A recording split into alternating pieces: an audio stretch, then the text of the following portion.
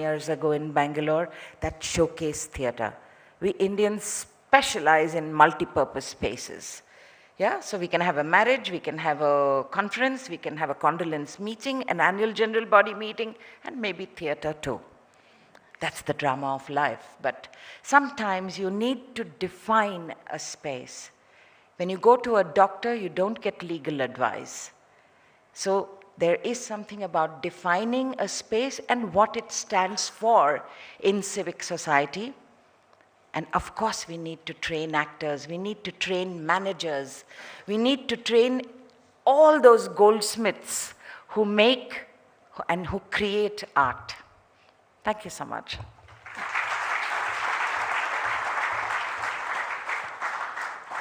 Thank you, Aru. Actually, before we come to the audience, I'll just say one more little thing and ask all the four speakers to respond. You know, when Kannadasan wrote, or Shailendra, or Sair Ludhianvi wrote, the lyric in that movie would be for that character, in that situation, for that moment.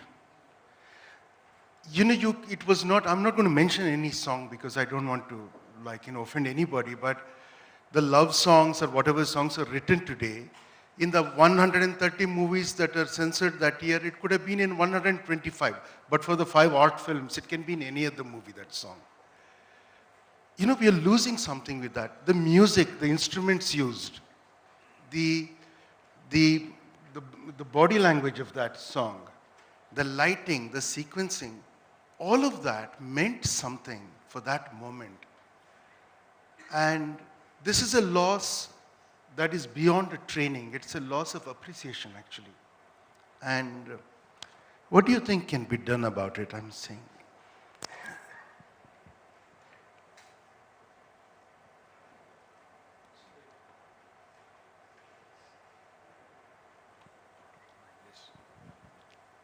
Yeah. You need, a thing called appreciation. That's something you need to cultivate that. You know, if you look at it, appreciation comes only after you have a certain training in it. Now, if I know how to write, then if I know the basics of writing, then I know how to appreciate the other play. So which means I have to be, to a certain extent, need a training in it before I appreciate anything. So if you look at the appreciation course that Ninasam is doing, you know, it grooms, it's certainly, it's a kind of training that's happening there. You know, it's a 360-degree thing that is happening in Ninasam. I think we need, certainly we need those small little training to make people appreciate the good and the bad. You know, to understand what's the meaning of Shailendra when he wrote it now, at this context, or what Kannadasan has written. So you need appreciation. People should appreciate it. It means you need some training in that. Aptitude has to be there. Then only you can do it. So is with acting or writing. Perhaps theatre is the only thing where people think they don't need training. Film and television acting, certainly people think they don't need training. I can see, a number of artists in television who don't know how to act. I'm free on Saturdays, so can I act? That's what. Absolutely, that's what is happening now. And you can imagine in about half an hour, I write one episode script of about 22 pages. And I don't know where the quality goes like. Today, the criteria to act in Kannada television is if I can speak 2 sentences of Kannada fluently, I'm going to be an actor in television serials. End of it. So no training is needed. If I act in one play, tomorrow I'm going to direct a play. I mean, it's impossible. And if I direct 3 plays, day after tomorrow I'm doing a workshop. on theatre. 40 years I haven't done a single workshop because I don't know, I'm not for that. So what is happening around? I think there's a big churning going on. Maybe this is the creation of the new folk, and the new folk might just be like this. This is going to reflect, I mean, folk obviously is a reflection of the aesthetics of a time and space.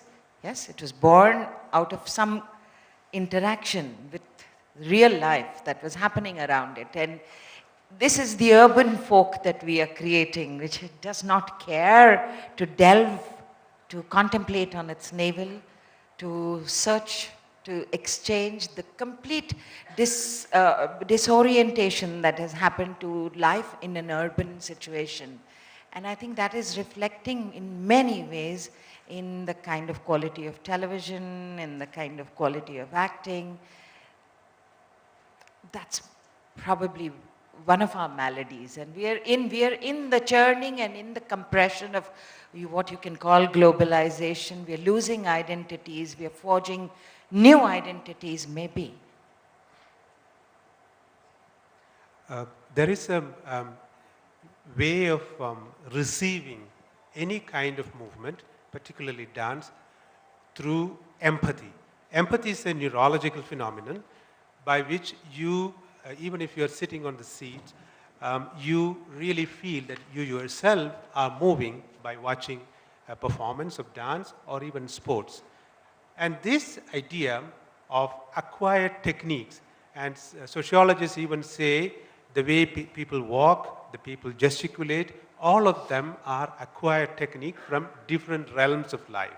What is happening with the performing artist is actually you make it into a science and analyze it and understand and learn it very methodical manner so that you have an increased awareness of body and the spaces in which the body can occupy. And I think this is crucial of a society who understand this phenomena. If you have a little of training, like in a lot of the developed countries, as part of the school curriculum, there are lessons in dance, lessons in music, visual art. The first time in 1997, when the Labour government introduced as part of their manifesto in the UK to introduce dance as part of the national curriculum. And I remember I myself has actually created a lesson for that national curriculum. And it is a very important step. And in a country like India, where we have such a huge heritage, rich wealth of traditions, where creative industries could really benefit, if we really develop this. And if you can imagine a kind of a specific film or television or any digital installation where the body knowledge, the physical wisdom is extrapolated, developed into a medium and exploring the possibilities of those medium in a really detailed manner rather than just documenting a frontal movement of few people dancing together. And if you switch off the music of most of the film songs, then you feel very funny what is happening because people doing one movement after the other, just the same unison movement. And I think this has got a lot of potential if you really look at it. If you look at the way the space can be organized, the camera angle can be organized, the movement of the camera, plus the light and shade of the lighting facilities, all of these and the three-dimensionality in the spatial way, but also the fourth dimension of energy also could be brought into this thing, and the time and the accent of the music. If that also could be brought in, then the possibility of Indian expression, both in celluloid and digital medium, and also on performance, can be great. And I think this research, we have done a research project called Nagarika, understanding the principles of movement and concepts of body in Indian performance tradition, and how this could be developed for our own times to find new, like borrowing from Prakash's expression, new bodily gestures for our time. And that is this non-verbal communication which all of us instantly understand without the barriers of any language. This is a great gift which we can actually in this country offer. I endorse Jayachandra in a way, and at the same time, as Prakash was putting in, if I am free on Saturday, I can act. I don't think it will work here afterwards. I think after this session. Because we realize what the training means and why we need the training. And today, the intellectual property has been used and it has been defined and it has been credited properly. Even the folk arts will have their intellectual property saved. But a lot of infringement is already on. And today I have got a statistics where I can say that the training institutions which is there in all over the world, 1,200 known institutions, registered known institutions offering courses. Whereas in India, 31 institutions, and in Karnataka, there are 10 institutions which are teaching cinema. Can you believe? 10 institutions are working here in Karnataka, but none of them have come out with something which is a common syllabus or common element of teaching. Because somebody who is retired or somebody doesn't have a film, they will start an institution. It's not like that. There has to be a fantastic lesson which he was telling about that has to be followed so that all filmmakers cannot be teachers. And all teachers cannot be filmmakers also. So we must realize that. So there has to be a model, and that model has to be formed, and it has to be used continuously so that we need trained technicians and artists to come into this industry, because it is an industry, and then only the industry will grow in a bigger way. And it will have its own avenues for their marketing. And today the entertainment industry needs that kind of training. So I think we have to, each state must have a FTI.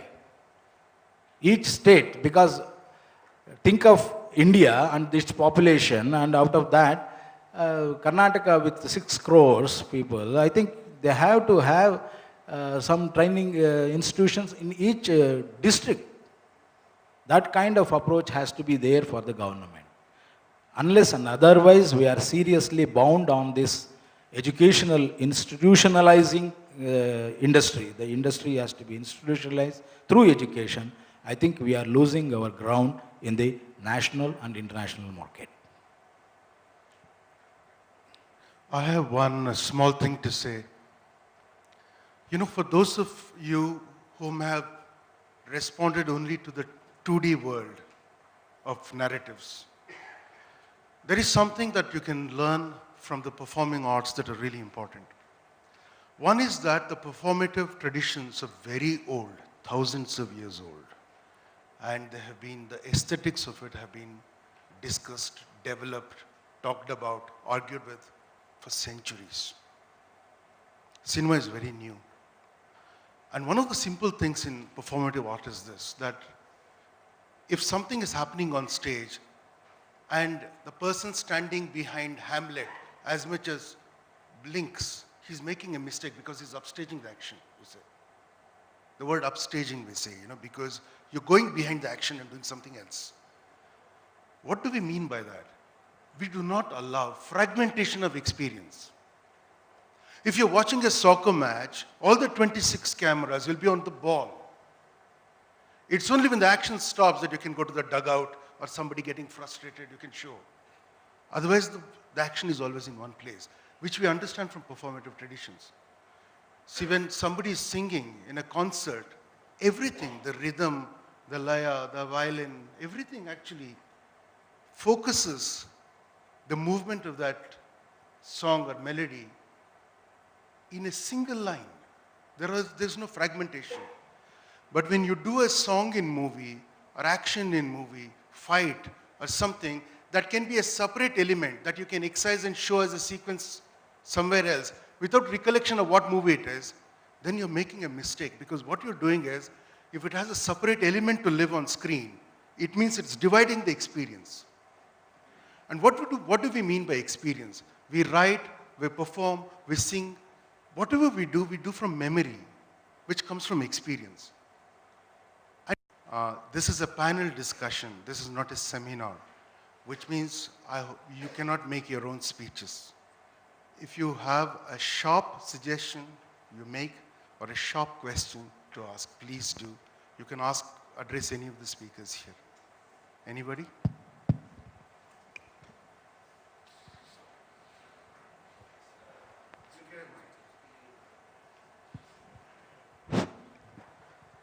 I'm one of the aspirant of this theater training, ma'am. I think I'm finding much difficult to have a good school to get the training. So you people are much ahead in this field. Why don't you people start on your own to give the training in future? I think especially I request Rangashankara to think about in future.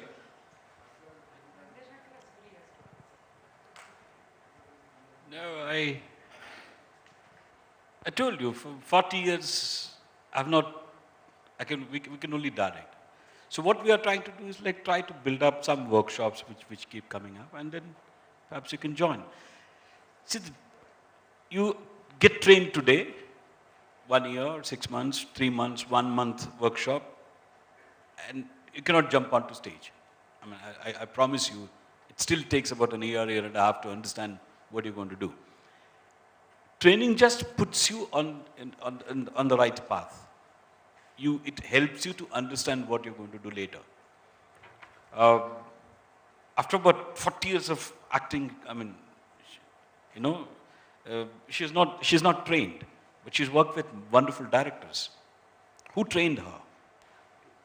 Right, and it's not just 1 year or 6 months or 2 years of training that made her a great actor. No, it's at 40 years of experience. So I can only put you, we have some workshops planning, they do come across. I think this year we are planning a couple of directors' workshops, maybe 1 or 2 acting workshops there, and then you can join. But pathetically, what happens is like, once we announce, there will be hardly 8 or 9, 10 people around who want to join. And majority of you say, okay, we will join, and then when we announce, it will be 8 or 9 people. Oh, it's 24 hours, Belikinda Sayankalathankana, so I'm sorry, I cannot come. If it's only 2 hours in the evening, they're ready to come, and 2 hours in the evening, it's not training. If you raise your hand, so we get an estimate of how many people want to ask. Okay, there. We'll come to you next. Okay, 4th, 5th. Yeah. Okay, there first.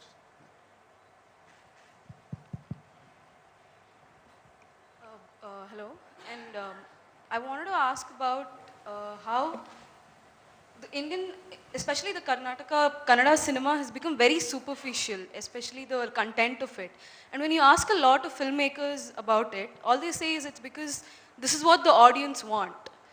I believe that the taste of the audience has somehow been affected.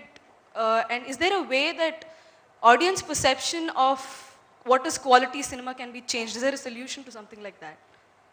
I'm going to request Nagaparna to answer that. As far as I am concerned, I have done my duty.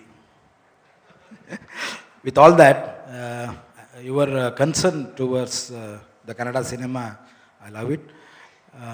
The situation is, unless and otherwise the good cinema takes over, there is an alternative for a viewer, that there is some good cinema where I can go and see it, wherever it is.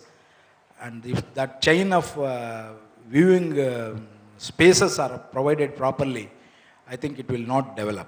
It will have the same problem what we are having today, because the avenues to see good cinema are getting lesser and lesser and lesser. And the content, for example, out of 130 cinemas, 100 cinemas are bound to have romance or rowdyism in their content. So invariably, the repetition slowly kills the audience also. So there has to be a strategic research on that, and the makers must also know that I must not repeat. So they must start giving something new. If one person comes the first time when he is doing a film, he thinks that because he has not studied the cinema, he thinks that he is doing the right thing and he is doing something different. But actually he is repeating the previous, just about 2 months back, the same film he will be repeating. That's what is happening. You should keep the questions to the performing arts, I'm suggesting to you. Hello.